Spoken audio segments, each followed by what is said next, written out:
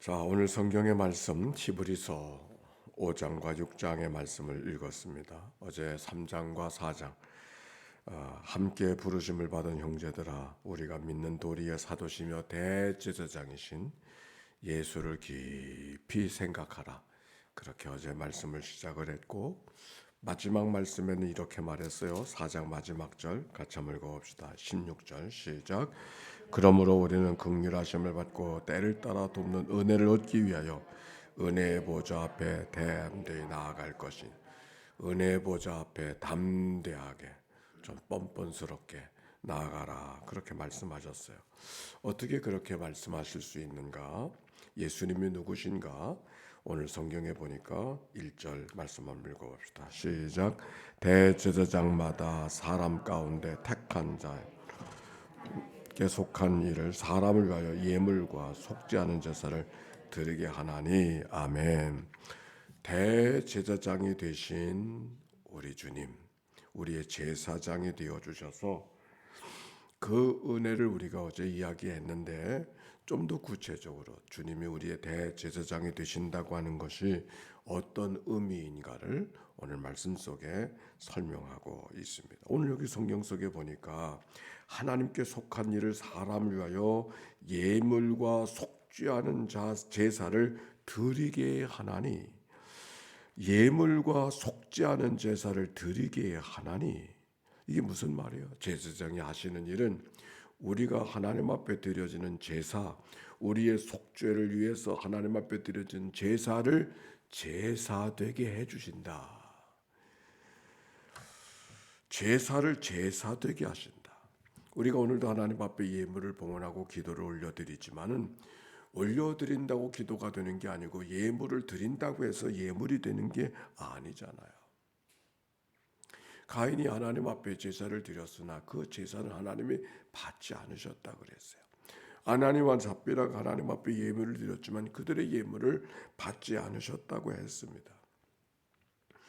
이제 말라기의 말씀을 읽어 가운데 보면, 내가 너희들의 성전문을 좀 닫아뒀으면 좋겠다, 그런 말씀도 우리가 찾아 읽은 기억이 있습니다. 하나님 앞에 예배하고 하나님 앞에 제사하고 하나님 앞에 찬송한다고 성전에 모여서 여러 가지 일들을 하나님 앞에 하지만은, 하나님께서 뭐라고 말씀하시는 거 아니? 그 성전문 좀 닫아뒀으면 좋겠다. 우리들의 예배, 우리들의 제사를 받지 아니하신다, 그런 말씀이죠. 근데 여기 성경에 있는 말씀 속에 대제사장이 되신 예수님 어떤 일을 하시는가? 우리가 하나님 앞에 드리는 예물, 우리가 하나님 앞에 드리는 속죄의 제사를 속죄의 제사 되게 하시고 예물을 예물답게 해주시는 중보자가 되셔서 대제사장이 되어주신다고 하는 이 말씀, 얼마나 우리에게 귀한 말씀인지. 오늘도 이 아침을 깨워 하나님 앞에 기도하는데, 우리의 기도를 중보해 주시고 우리의 기도를 기도되게 하셔서 우리의 사정이 나만의 사정이 아니라 주님께서 책임져 주시고 담당해 주시는 이 사건으로 바꿔주시는 은혜가 그리스도를 통하여, 대제사장 되신 그리스도를 통하여서 우리에게 임하신다고 하는 말씀, 우리가 예물을 예물답게만이 아니라 우리의 찬송을 찬송되게 하시고 우리의 예배를 예배되게 하시는 그런 제사장 되어주시는 그런 은혜, 바로 그것이 주님이 우리에게 중보자가 되어주신 대제사장이 되어주신 은혜인 것을 오늘 성경이 말씀하고 있는 거죠. 2절에 보십시다. 2절에 5장 2절에요. 시작. 그는 무식하고 미혹된 자를 능히 용납할 수 있는 것은 자기 안에 연약함에 휩싸여 있습니다. 여기 있는 말씀 속에 그가 누구도 능히 용납할 수 있으면 무식하고 미혹된 자라 그랬어요. 무식하다고 하는 말은 모르고 지은 죄를 모르고 하는 행위를 무식한 거고, 미혹된다는 것은 잘못된 가르침으로 지은 죄를 말하고 있는데, 우리가 많은 일들에 무식하고 우리가 많은 일들에 미혹되잖아요. 안다고 하지만 그것이 정말 아는 것인지 알지 못할 때가 많이 있고, 안다고 하는 것이 오히려 하나님의 아는 것을 제한해버리는 그런 일을 살아갈 때가 얼마나 많이 있습니까? 그런데 오늘 여기 성경 속에 우리를 용납해 주실 때 누구까지, 무식한 자들까지, 미혹된 자들까지 용납해 주시는 그런 제사장 되어 주신 그런 은혜. 새 번역에는 이 말씀 속에 이 말이 어떻게 번역되어져 있는가 하니 그릇된 길을 가는 사람이나 무지한 사람들이라 할지라도 그들을 너그러이 대할 수 있는 분이다. 이렇게 말씀하고 있습니다. 어떻게 무식하고 미혹된 자를 너그럽게 대해줄 수 있는가요? 오늘 여기 성경에 보니까 자기도 연약함에 휩싸여 있습니다. 우리가 고민하듯이 그도 고민하셨고, 우리가 갈등하듯이 그가 갈등하셨고, 이리 해야 저리 해야 되나 쉽게 결단하지 못해서 우물쭈물 우왕좌왕할 때가 있지만 주님도 그러셨다는 거예요. 주님도 그러셨어? 예. 십자가 앞에서 예수님께서 기도하시던 겟세마네 동산의 기도를 한번 생각해 보세요. 할 수만 있거든 이 잔을 옮기시옵소서. 그러나 내 뜻대로 마옵시고 아버지의 뜻대로 하시옵소서. 그 연약함, 이리 해야 될지 저리 해야 될지 두 가지 마음이 예수님 마음속에서도 작동하는 거죠. 기계적으로 십자가를 진 것이 아니라, 기계적으로 겸손한 것이 아니라 이런 마음 저런 마음이 그 가운데도 있었던 거예요. 그도 연약함이 있어서 과연 이렇게 해야 되나, 이렇게까지 해야 되나 하는 마음이 예수님께도 있었던 것이. 그래서 통곡하게 되어지고, 그래서 눈물을 흘리고, 그러기 때문에 때로는 분노하기도 하시고, 그게 예수님의 모습이에요. 연약함에 휩싸여 계시던 예수, 우리의 연약함을 아신 하나님, 우리의 연약함을 아시는 주님, 우리의 아픔을 알고 계시고, 우리의 고민을 알고 계시고, 우리의 갈등을 알고 계시고, 우리의 외로움을 알고 계시고, 우리의 삶의 상함을 알고 계시는 주님인 것을 성경이 말씀하고 있는 것이죠. 우리가 살아가면서 내 사정 누가 알아주시나? 예, 주님을 알고 계셔요. 이해할 수 없는 일들이 만날 때 우리 주님께서는 이해해 주시고, 그래서 우리를 친히 도우실 수 있는 분이 주님인 것을 오늘 성경이 말하고 있는 것이죠. 무식하고 미혹된 자를 용납하게 하시고, 어떻게 그도 우리처럼 연약함을 경험하신 분이기 때문에. 8절의 말씀입니다. 8절입니다. 한번 읽어볼까요? 시작. 그가 아들이시면서도 받으신 고난으로 순종함을 배워서. 예수님의 순종, 무엇으로 순종을 배웠는가? 무엇으로 순종을 배웠는가? 고난으로 순종을 배웠다. 아들이면서도 받으신 고난으로 순종을 배웠다. 예수님의 순종, 하나님의 거룩한 뜻 앞에 십자가를 지고 백성들의 죄를 대속해 주시는 그 명령 앞에 순종할 수 있었던 것은 순종할 수밖에 없는 기계였기 때문이 아닌 거죠. 기계라면 순종할 것도 없는 거죠. 그렇게 프로그래밍 되어져 있으니까 그럴 수밖에 없는 거잖아요. 그런데 오늘 성경은 그렇게 말하고 있지 않아요. 그 가운데도 갈등과 고민이 있었습니다. 그런데 아들이면서도 받으신 순종, 무슨 말이요? 아들이기 때문에 받지 않을 수 있는, 아들이기 때문에 피할 수 있었던, 아들이기 때문에 따라가지 않아도 되는 은혜가 그 가운데 있었지만, 그럼에도 불구하고 아들이면서도 고난으로 순종을 배웠다. 우리가 제 힘으로 살아갈 때 참으로 순종을 배우기 어렵습니다. 아니, 제 힘이 클 때는 순종이 되지 않죠. 그러나 인생의 어려움을 만나게 되어지고 내 마음대로 살아가는 것이 아닌 것을 비로소 깨닫고, 인간이 이 세상에 내 생명도 내 마음대로 되는 것이 아니라는 것을 깨닫게 되어지는 순간 비로소 하나님을 생각하는 거잖아요. 하나님을 생각하는 거. 인간의 삶 속에 위기를 경험할 때 바로 그때가 하나님을 바라볼 수 있는 때예요. 왜? 내 생명은 내가 만든 게 아니니까. 순종할 수밖에 없는 상황을 만나게 되는 것이죠. 하나님의 뜻이 무엇인가 헤아릴 수밖에 없는 거죠. 언제? 고난이 다가왔을 때. 그래서 고난이 순종을 배우게 한다, 그 말씀이에요. 고난이 순종을 배우게 한다. 고난으로 순종함을 배워서 온전하게 하셨은즉, 온전하다고 하는 말씀, 이 말은 예수님께서 십자가에 달려 돌아가셨을 때 다 이루었다, 테텔레스타이라고 하는 말씀과 같은 어원을 갖고 있는 말이었습니다. 온전하다고 하는 말. 저한 상황은 고난이요, 저한 상황은 실패로 보여지지만 오히려 십자가의 고난으로 백성들의 죄를 구속하시는 하나님의 뜻을 이루게 되어졌었을 때 온전하게 되었다, 그 말씀인 것이죠. 온전하다고 하는 말이 무슨 말인가? 온전하다는 말과 완전하다는 말은 같은 말이 아니었습니다. 바커 팔머라는 사람이 온전함에 이르게 되어지는 길, 가르침, 이런 그 속에 이런 게 있어요. 온전함이라고 하는 것은 나의 전부를 인정함으로써 내 삶의 활기를 얻게 해주는 생명력, 그게 온전함이다. 다른 말로 말하면 나의 나된 것을 다 드러내는 자리, 드러내는 삶, 그것이 바로 온전한 삶이라고. 나의 나된 모습을 다 드러내는 삶, 이것이 무엇일까요? 나라면 나의 본래된 모든 모습, 나의 본래된 모습을 부정하고 항거하고 불만하고 불평하는 것이 아니라 나의 나된 모든 모습을 그대로 받아들이는, 나의 나된 모든 모습은 나의 한계까지, 나의 연약함까지, 나의 부끄러움까지, 나의 부족함까지 받아들일 줄 아는 삶, 이게 온전한 삶. 그가 얼마나 능력 있는 사람인가, 얼마나 완전한 사람인가, 그게 아니고 나의 나된 모습을 그대로 수용하는 자의 삶. 여기 비교자는 앉아 계시지만 내가 이 비교자님이 아닌 거잖아요. 이 비교자님이 저보다 더 훌륭한 것이 많이 있잖아요. 나는 왜 이 비교자님 같지 못할까? 이런 것이 아니라 나는 나된 모습을, 그냥 부족한 모습을 그대로 받아들이는 거예요. 완전하진 않은 거예요. 그러나 그걸 그대로 수용하는, 그게 온전한 모습. 근데 그 온전함이 어디서? 고난을 통해서 순종을, 수용을 배울 수가 있다. 나는 왜 저 사람 같지 않을까? 나는 왜 저희 같지 않을까? 하는 것 때문에 불편하고 불만하고, 그리고 그 때문에 시기하고 질투하는 것이 아니라 그는 나와 다른 것이고 나는 그와 다른 것임을 인정하고 인정한 그 모습을 받아들여. 그게 온전함. 어디서?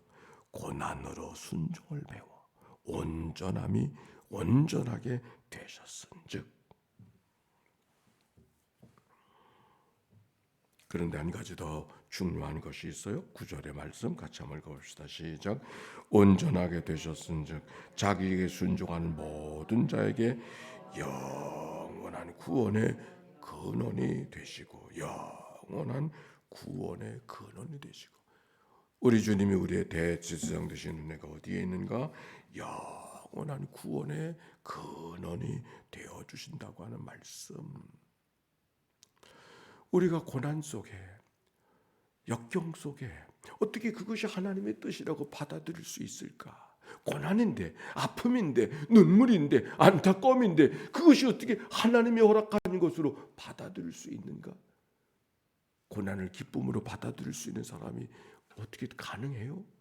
그러나 그 고난이라도 기쁨으로 받아들일 수 있는 이유 한 가지, 우리에게는 고난이 고난으로 끝나지 않고 영원한 구원의 근거가 거기에 있기 때문에.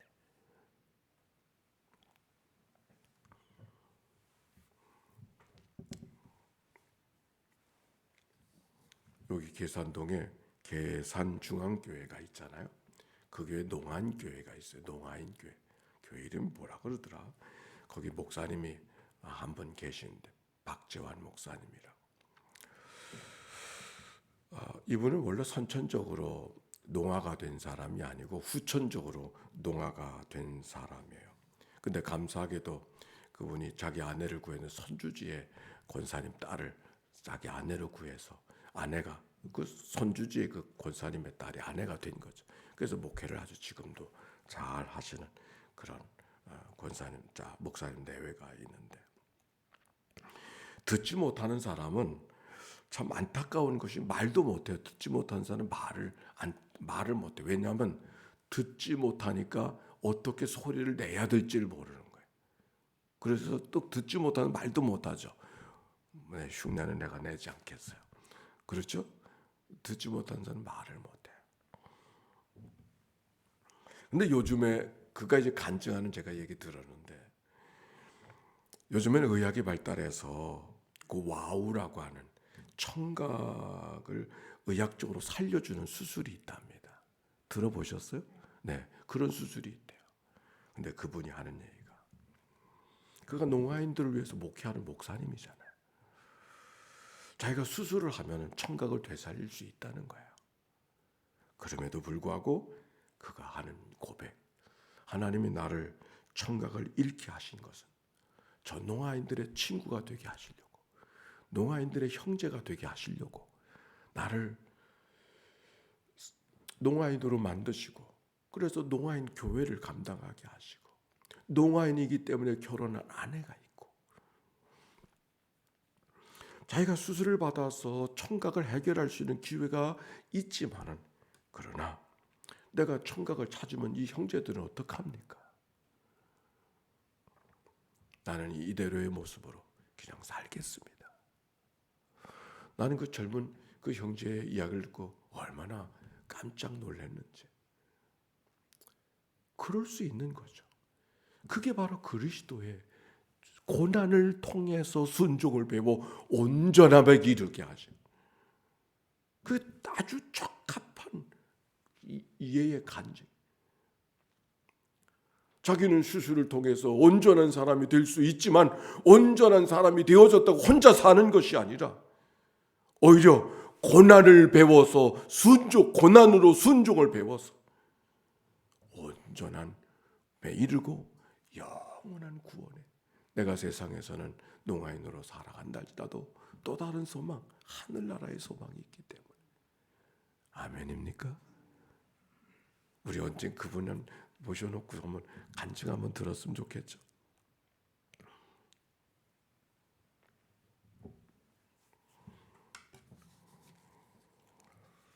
오늘 하루가 시작이 되어집니다. 어떤 하루가 지나되었는지 우리가 다 헤아리지 못하지만 하나님께서 우리의 삶을 선히 인도해 주시되, 때로는 고난으로 찾아오고 눈물로 찾아오고 아픔으로 찾아오고 이해할 수 없는 것으로 찾아온다 할지라도 볼멘 소리로 반응하기보다 고난을 통해서 무엇을 순종시키려고 하시는가, 내 한계를 경험하게 하심으로 하나님은 내게 무엇을 순종시키려고 하시는가 마음을 열고 오히려 온전함에 이르게 하시는 그런 은혜가 우리 가운데 있어서 영원한 구원의 근거가 되어지는 오늘. 영원한 구원은 훗날 언젠가 하나님께서 우리에게 약속된 것이고 허락된 것이지만 그것이 그날만 바라보는 것이 아니라 오늘 고난을 통해서 순종을 배우게 되어 온전함에 이르게 되었을 때 그날의 기쁨, 그날의 은총도 경험하게 될 것입니다. 그런 은혜가 오늘도 함께하는 복된 하루, 이날 되시기를 주의 이름으로 축원합니다. 예수의 기도입니다. 하나님의 아들 우리 주 예수 그리스도여, 이 죄인을 불쌍히 여기소서. 하나님의 아들 우리 주 예수 그리스도여, 이 죄인을 불쌍히 여기소서. 하나님의 아들 우리 주 예수 그리스도여, 이 죄인을 불쌍히 여기소서. 우리의 대제사장이 되신 예수 그리스도, 십자가의 고난을 통하여 순종을 배워 온전하게 되어서 온전함을 이루어 주신 주님, 오늘도 그 은혜 가운데 살아가는 저희들의 삶 말씀해 주시니 감사합니다. 하나님의 아들 우리 주 예수 그리스도의 하나님의 교회 모든 통독자들 낭독자들을 주님 앞에 올려드리오니 주여 저들을 긍휼히 여겨 주시옵소서. 하나님의 아들 우리 주 예수 그리스도여, 오늘도 하나님 앞에 귀한 예물 봉헌하며 믿음의 반응을 드리는 사랑하는 백성들을 주님 앞에 올려드리오니 주여 저들의 예물을 받아 주옵소서. 하나님의 아들 우리 주 예수 그리스도여, 요양원에 있는 믿음의 권속들, 군문에 나가는 자녀들, 출타에 있는 식구들, 외국에 나가는 식구들, 저들을 주님 앞에 올려드리오니 자비를 베풀어 주소서. 하나님의 아들 우리 주 예수 그리스도여, 오늘도 새날을 열어주셨는데 하나님을 향하여서 울적한 마음으로, 안타까운 마음으로, 상한 마음으로 이 날을 시작하는 이들이 있는가요? 한숨과 탄식이 바꾸어 감사와 찬송되게 하시고 저들의 기도하는 제목들이 바꾸어서 감사의 제목되게 하시는 종의 날이 이 날 되게 하옵소서. 반대마다 보호하시고 위태한 면하게 하시고 승리 하루가 되게 하옵소서. 감사합니다. 찬양합니다. 새날을 주신 하나님께 감사와 찬송과 영광을 올려드립니다. 오늘이라 일컫는 귀한 날을 우리에게 선물로 주셨으니 대제사장 되신 예수님을 깊이 기억하면서 무식한 자, 무지한 자, 미혹된 자도 용납해 주시는 주님, 나 같은 죄인도 용납해 주신 하나님의 은혜를 기억하면서 믿음으로 살아가는 이 한 날 되도록 축복하여 주시옵소서. 때때로 원하는 것이 원하는 대로 다 이루어지지 않아서 때로는 여러 가지 한숨과 탄식이 우리가 찾아올 때가 있지만 고난으로 순종을 배우셨던 주님을 기억하고 온전함에 이르게 하셨던 주님의 모습을 우리 안에서도 배워가는 저희들이 되게 하옵소서.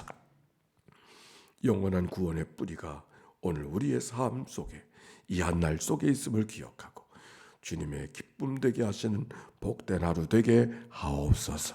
구주 예수님의 이름으로 기도하옵나이다. 아멘. 이제는 성부, 성자, 성령 삼일체 하나님의 크신 은혜와 사랑과 역사가 이제와 같이 영원히 함께해 주시기를 축원하옵나이다. 아멘.